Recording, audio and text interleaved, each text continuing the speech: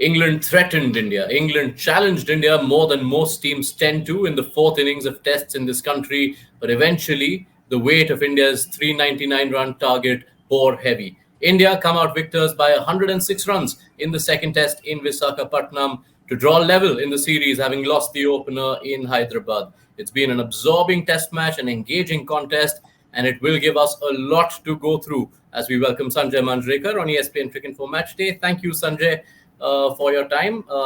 Before we start looking back at the final passage of this game, I think we can take a minute to just celebrate what has been such a riveting contest. Individual brilliance, a game laced with individual brilliance all through, and absorbing from first innings to last. Yes, and the match finishing on day 4, not very early. If you are looking for an ideal test match pitch in India, very difficult to actually curate these kind of pitches. But this was an evidence of the perfect Indian pitch, in the sense there was always some help for the spinners, good for batting, but not a flat track. And the best thing and the most unique thing about this pitch was seamers getting movement off the pitch and reverse swing coming into play as well. So if you had quality as a player, well, the pitch was going to be your friend. Yes, riveting all through. Let's see, focusing on this finish on day 4. You said right at the start that 399 wasn't as unthinkable as it can be in India. Where did India win it on the final day? Crawley's wicket was the turning point. Until then, you saw Rohit Sharma as well. If you looked at the faces of all the Indian players, they were tense when Crawley was batting in the way he was.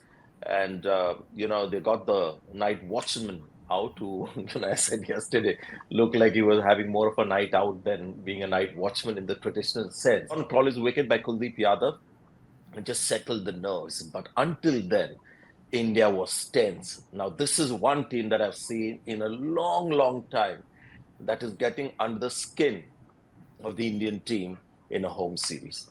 Yeah, and we should probably give some credit to Kuldeep Yadav for pushing his skipper into that review, especially given the events from the end of day 3, where he'd had the reverse with his skipper with a DRS call.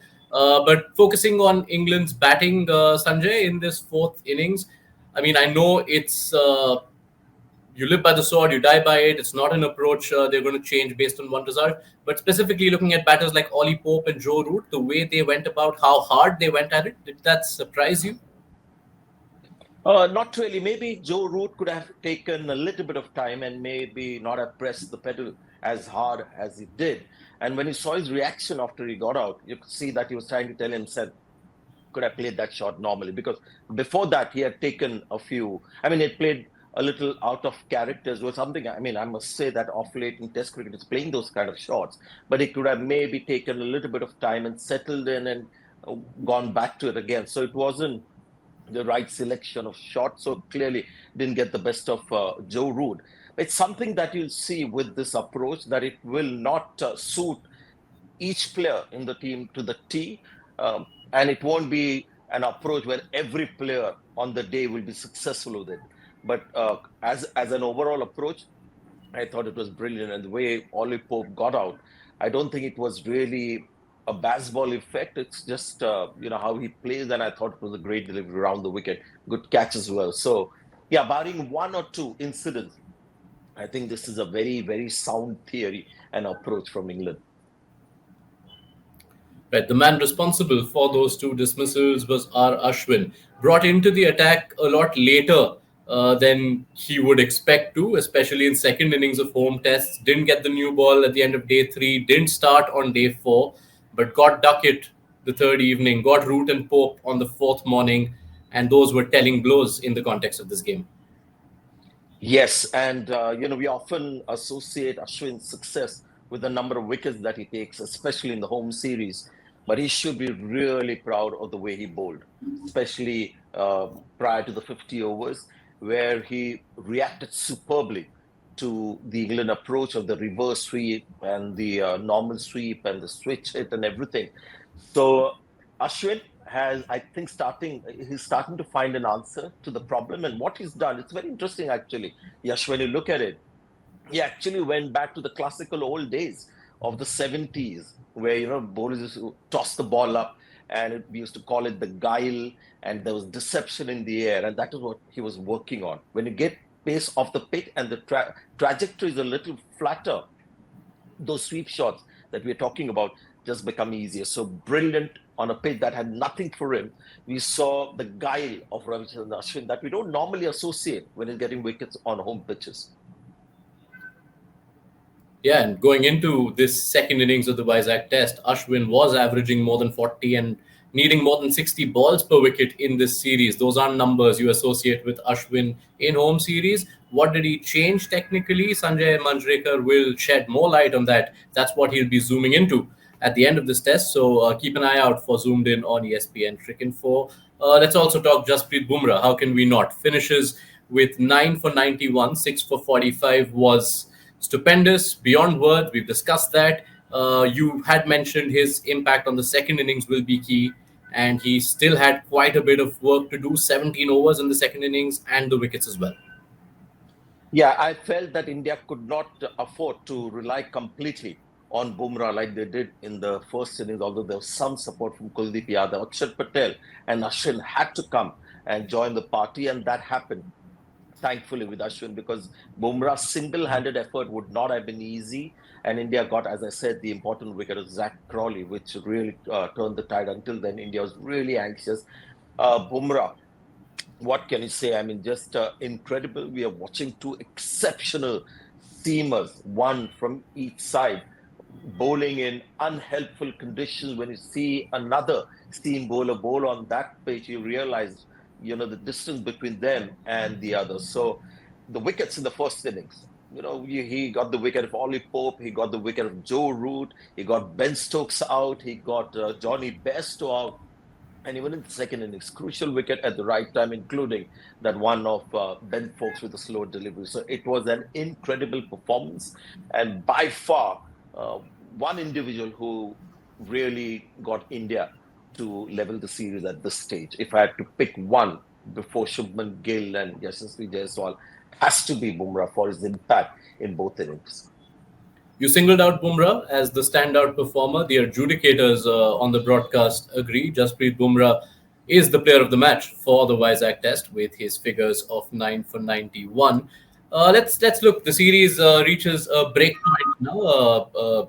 Breather for both the teams. The third test only begins on the 15th in Rajkot. It's a good point to look at how the series has progressed so far. England winning the first, India coming back in the second.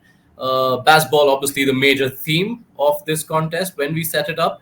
Is it a testament to the impact that we've seen India challenged in a manner we've rarely seen them to this extent at home? Yes, absolutely. I mean, as I said, no foreign team has got so much under the skin of the Indian team. Just watching Rohit Sharma's reactions every time they got a wicket, they realize one wicket is going to change the tide of the match. And it's not that the match was getting very close and a wicket became important. Even when England was just 2 wickets down, there were some worried faces out there, especially with the way Crawley plays. It's not like he's Bazball every ball. And some of his, attacking shots are not necessarily high-risk shots. In fact, Bumrah, every time he pitched the ball up, was hit for boundaries. So it's an approach that has livened up this series. I hope it livens up Test cricket overall, because the other way of winning matches and sort of standing up to the opposition of defense, being the mantra it used to be for a number of years, I don't think it's at all possible for the modern generation. So well done to England. It's 1-1. And the biggest problem that England have created because of the win in the last test match is that India now will wonder what kind of pitch would make their job easier, because the rank turner and India have a problem with their own batters. And you make a better pitch, a typical test match pitch of the old, England was still competing. So this is going to be a great series. How do you rate how India have responded tactically to whatever Bazball has thrown at them in the first two tests? I think Ashwin is starting to find answers. Akshar Patel is still finding some kind of solution. Jadeja, when he comes back, will know whether how he is going to adapt. But I think Ashwin, after this performance, will feel a lot more confident. He'll just start tossing the ball up a little more, try deception in the air.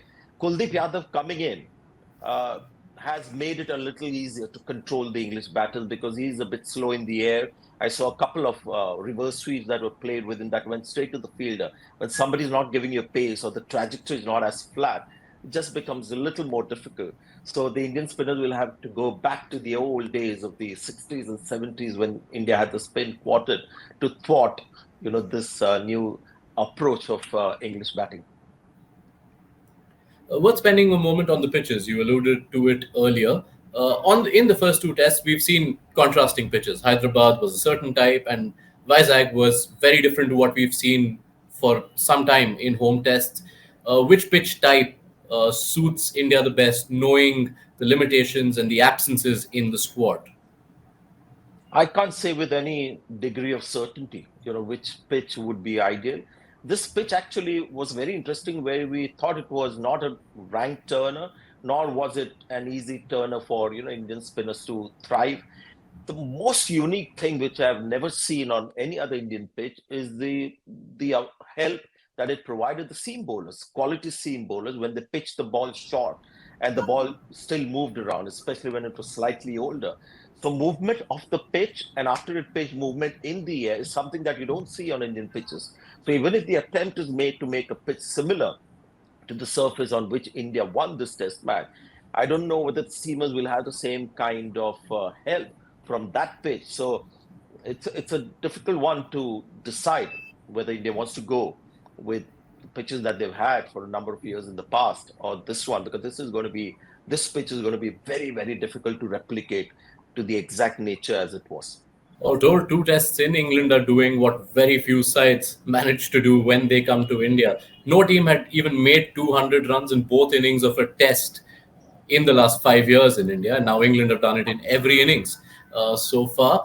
I know, Sanjay, they have thrown the predictions everyone in the world had made before this series, thrown it out of the window with their performances. As the series heads into a break, which way do you see it going? Can I wager a prediction out of you?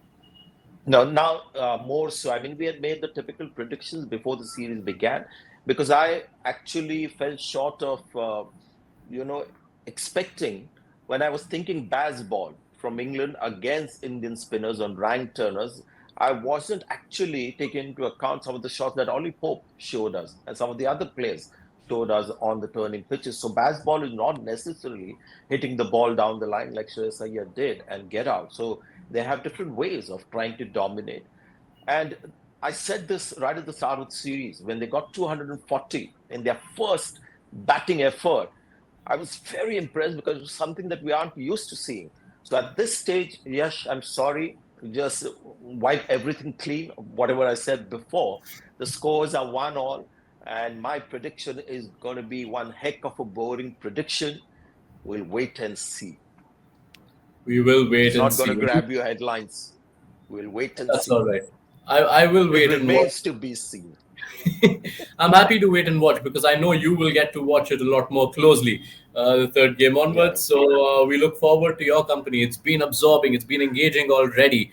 I think we can all do with a breather. Sanjay Manjrekar, thank you for your company Thank through you. these first two tests. We will see you before the start of the third. That's all from us on ESPN Cricinfo Match Day.